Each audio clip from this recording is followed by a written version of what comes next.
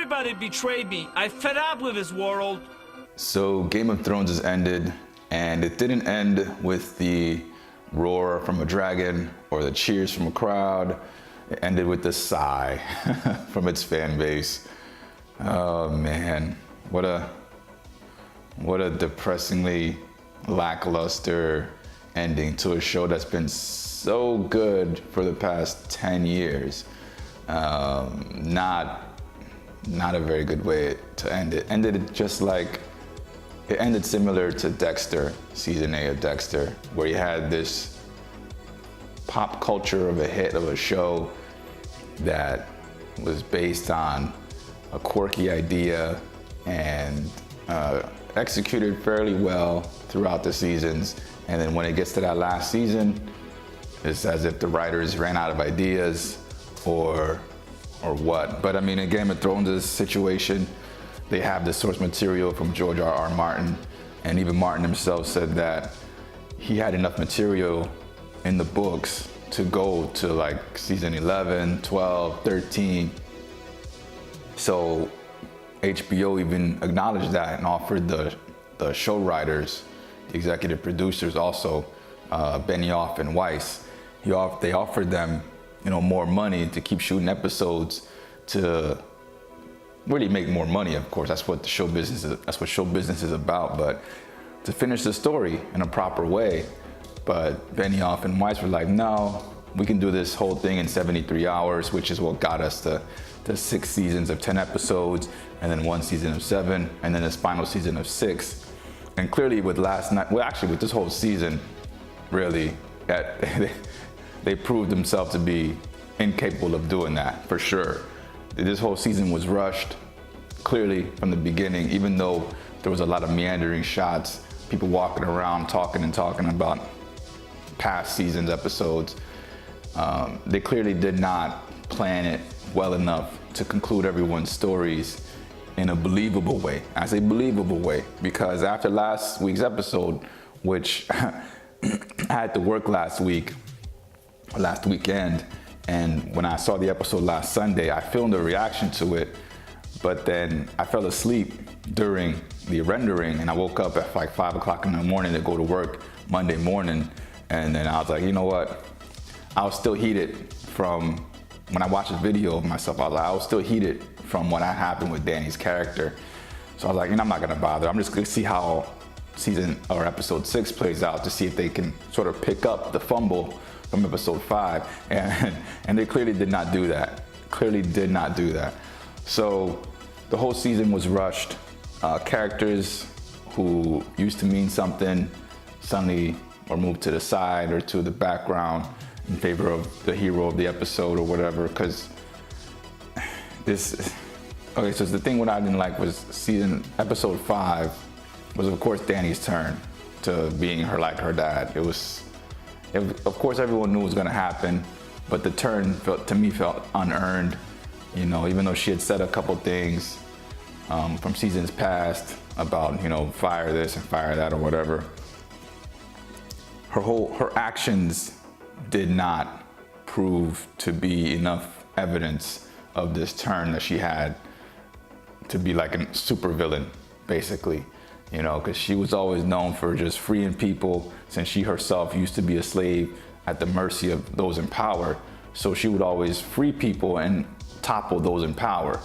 If she had a penchant for toppling those in power, but then also killing any innocents who didn't immediately bow down to her, a couple seasons ago, then I think that would make more sense for her to turn the way that she did last week, and for her to become this sort of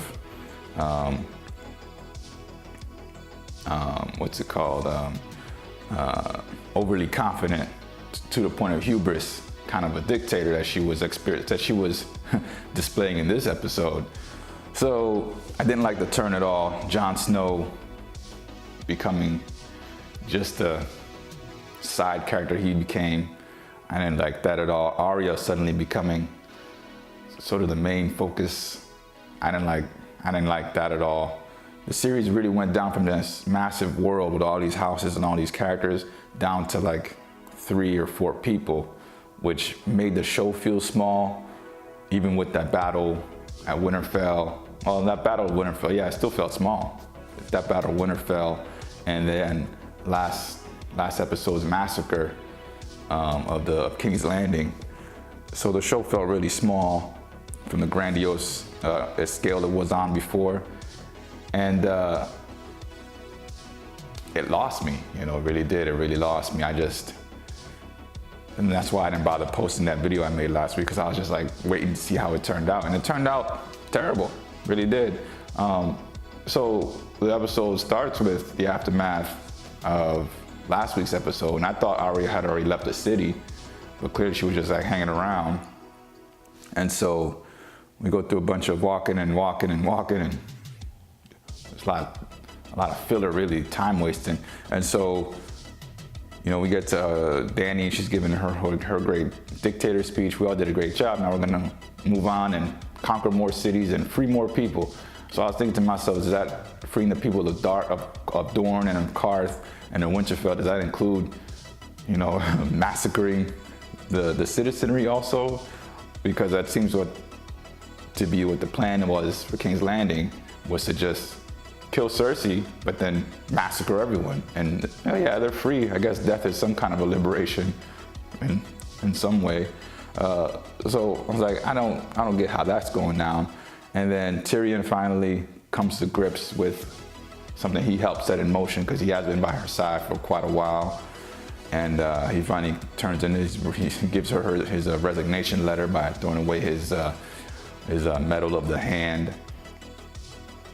And Jon, like I said, he became, I don't know, man, like a former shadow of himself. He's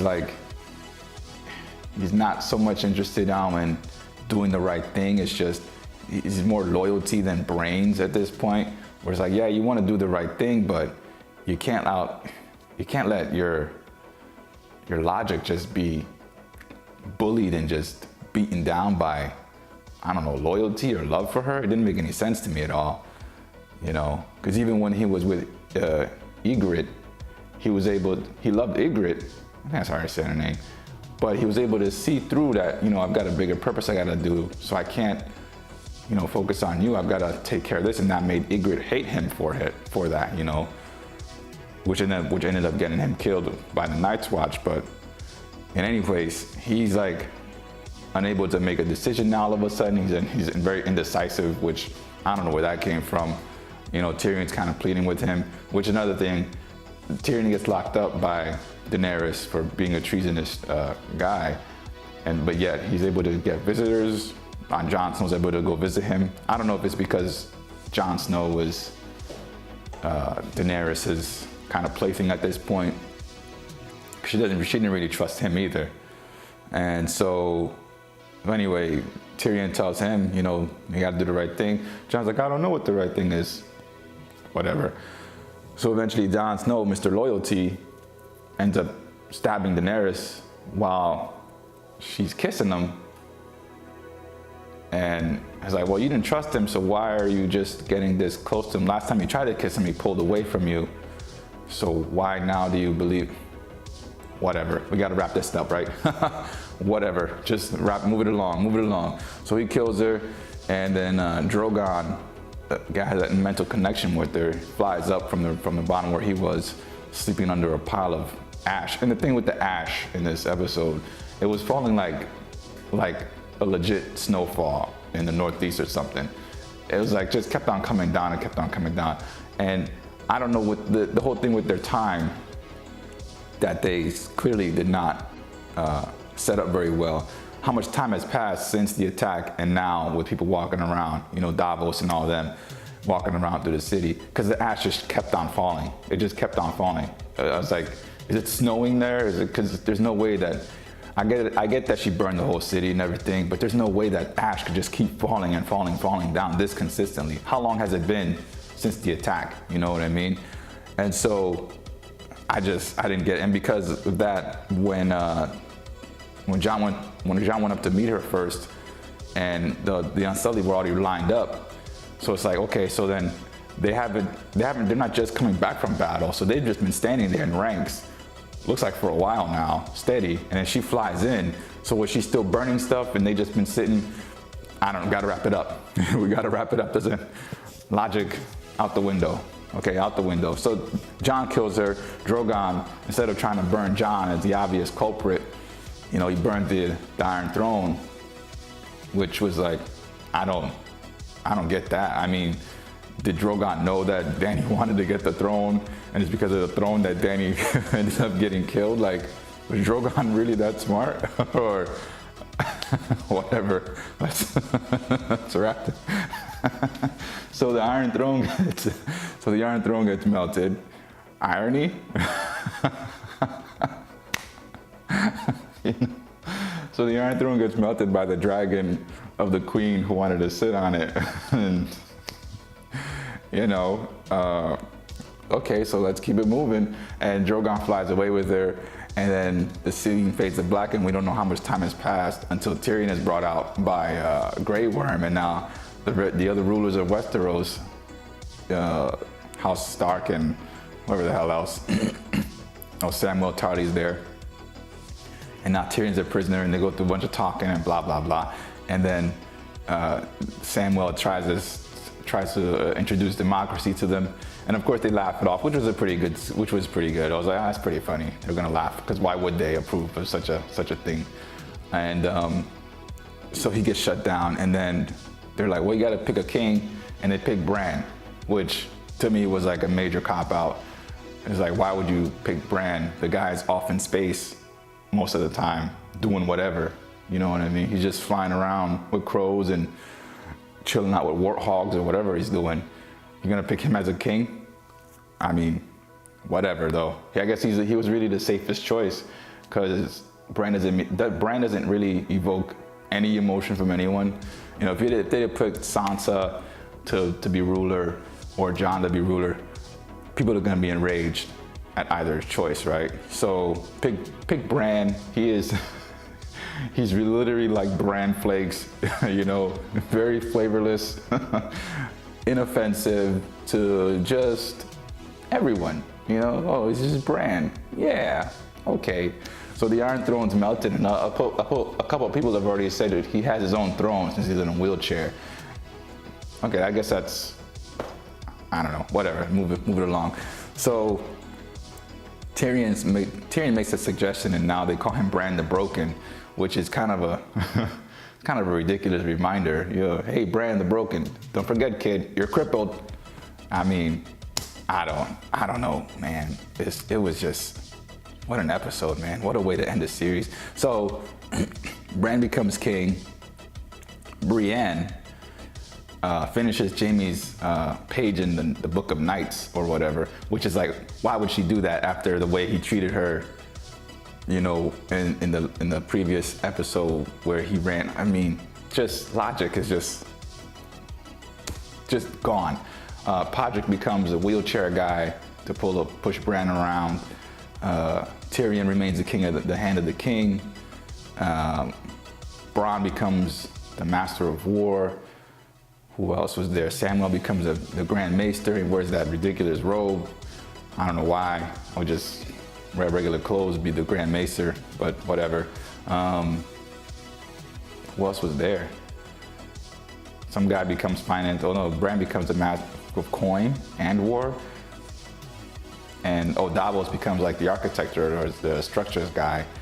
So they still have basically the same people in charge at the end of the show that there were at the beginning. All these people making all the decisions for everyone, except for the North, of course, because Sansa was straight up told Bran, yeah, we're not gonna bend the knee to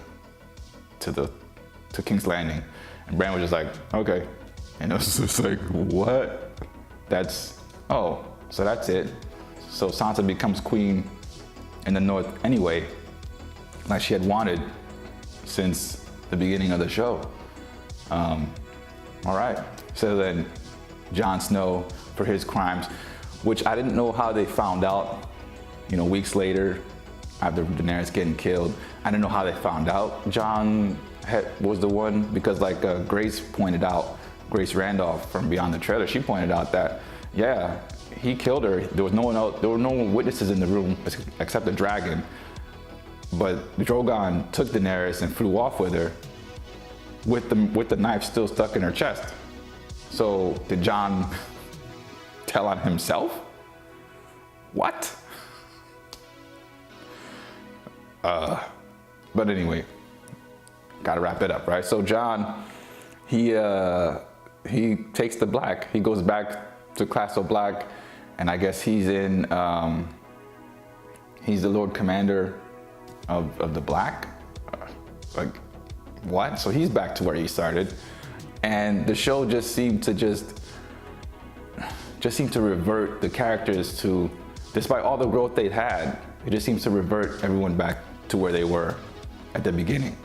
You know, I don't know if they were trying to, I don't know if the writers were trying to say people don't change really, or we're all stuck in a loop of our own making. But yeah, Jon goes back to being on the watch. Yet Jaime, who had made all that progress for these past couple years, he goes back to just being Jaime, the most dickish of the Lannisters. You know, Cersei, she died. Cersei was such a wasted character also. You know, she goes back from being really a powerless but devious, conniving person to becoming a queen who just kind of walks around, drinks wine, gets pregnant, and then she dies. The whole thing with these past 2 episodes was just so very anticlimactic. It was very just bleh, very just, it was very Bran flakes, just like so plain, and didn't live up to the hype at all. So Jon going to the watch, Sansa becomes queen. Arya, she decides she's going to sail west of Westeros to go find the One Piece and become the Pirate King. It was, yeah, and Tormund was up there at the watch when Jon showed up, and he looked really bummed out. He was like, dude, what are you doing here again? Before they eventually go up into the woods, I'm guessing to go meet Dexter, because that's where he was at the end of this show. So this series was really good. It was really good until these writers just were like, you know what, we're just gonna cut and run and just wrap everything up as fast as possible. Doesn't matter if it makes any sense or not. And I think the reason is because they got tapped to write the next Star Wars movies by Kathleen Kennedy. So I think once they saw Star Wars, they were like, bling, bling, bling, bling, bling. Okay, we still gotta do, you know, these last, at the time I think it was 13 episodes still to go. So we still gotta do these last 13 episodes. So we'll just, you know, do a bunch of stuff, and, you know, let's go do Star Wars. So I think if once they do that, the Star Wars movie, however many they're contracted to do so far, the movie will go good, you know, for the first, say, 70-80% of it, and then like near the end of the remaining 45 minutes or so, like, characters will just do a 180 at the end of it, and things that were set up in the beginning, the first third of the movie, you know, prophecies and motivations or whatever, will go nowhere. People will get pregnant, like Cersei got pregnant, that'll go nowhere, you know what I mean? It's, I'm not, ugh. Looks like it's gonna be another Han Solo on the Star Wars calendar or report card there. That's what I'm looking forward to now. After the way they ended this series, yeah, it's gonna be another D on Star Wars report card. It's not gonna be good, but I don't know, only time will tell. So a major disappointment, ultimately. Yeah, but anyway, that was good. I don't know if I'd recommend this show to anyone now, the way they ended, because 2 of the shows that I hold in supreme regard, that I would recommend to anyone, anytime, is HBO's The Wire, which was created by David Simon. Phenomenal all throughout its 5 seasons. Just perfect show, I think. And then AMC's Breaking Bad, which was written by Vince Gilligan. Again, perfect show throughout. You want to talk about seeing characters' progression and having actual reasons to understand why a person does a thing later on in a show. Those 2 shows do it to absolute perfection.